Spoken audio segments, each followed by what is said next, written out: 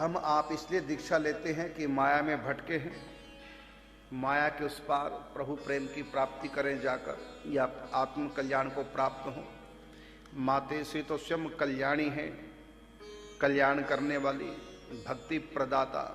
गोपियों ने भी कहा था, कात्यायनी महामाये महायोगिन्यधीश्वरी नंद गोप सुतम देवी पति में कुरुते नमः। स्वयं माते श्री गोपियों को श्री कृष्ण प्रेम प्राप्ति का वरदान देती हैं।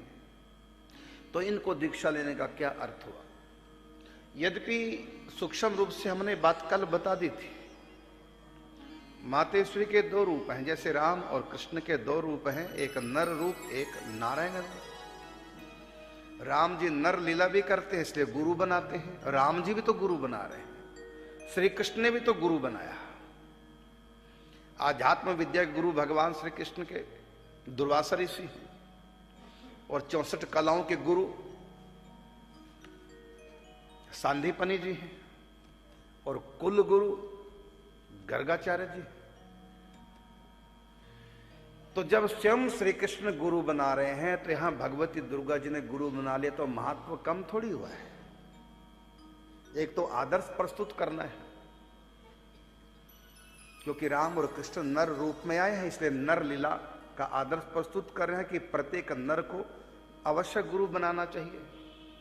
एक तो राम और कृष्ण ने यह सिखाया गुरु बना करके, ऐसी भगवती दुर्गा जी भी गुरु बना रही हैं, सिखा रही हैं कि गुरु अवश्य बनाना चाहिए, और गुरु बनाकर अपना आहार पवित्र करो। मातेश्वरी ने सिखाया, क्योंकि मातेश्वरी के अनेक रूप हैं, एक रूप महाकालिका भी है, सबका काल, मृत्यु की देवी भी है, काल रात्रि महारात्रि, ये मातेश्वरी का तमोगुण रूप है। ऐसी रजगुण रूप भी होता है, ऐसी तमोगुण और सत्वगुण रूप भी होता है। और वास्तव में तो मातेश्वरी त्रिगुणातीत है, माया के मायातीत है, कालातीत है, स्वयं गुरु स्वरूप है, कल्याणी है, कल्याण करने वाली। तो आपने गुरु क्यों बनाया? तो मैंने उत्तर दिया,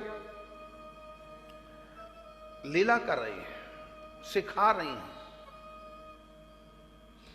आहार शुद्ध होने से तमोगुण होता है, और मातेश्वरी तमोगुण की देवी भी है। गुरु की शरण में आई, दीक्षा ली, कंठी ली, तिलक लिया और आहार शुद्ध किया।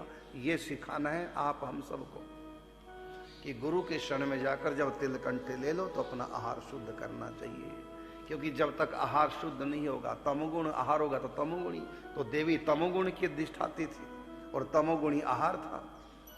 लेकिन अब परम सात्विक, सात्विक नहीं परम सात्विकी हो गई संत की शरण में आने से।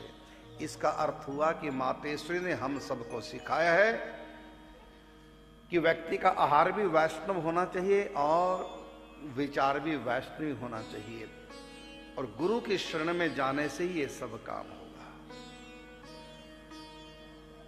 इसलिए मातेश्वरी दुर्गा जी जो स्वयं मोक्ष स्वरूपणी है, कल्याण स्वरूपणी है, लेकिन एक आदर्श प्रस्तुत किया। तो श्री हरि व्यास देवाचार्य जी महाराज की आप शिष्य हो गई, और समस्त ग्रामवासियों को कहा सब लोग वैष्णव बन जाओ, और अब कोई भी बलि नहीं देगा, और तुम भी सब अपना आहार पवित्र करो। तो सब ने अपना आहार पवित्र किया, दीक्षा ली, तिल कंठी सबके पास आ गई।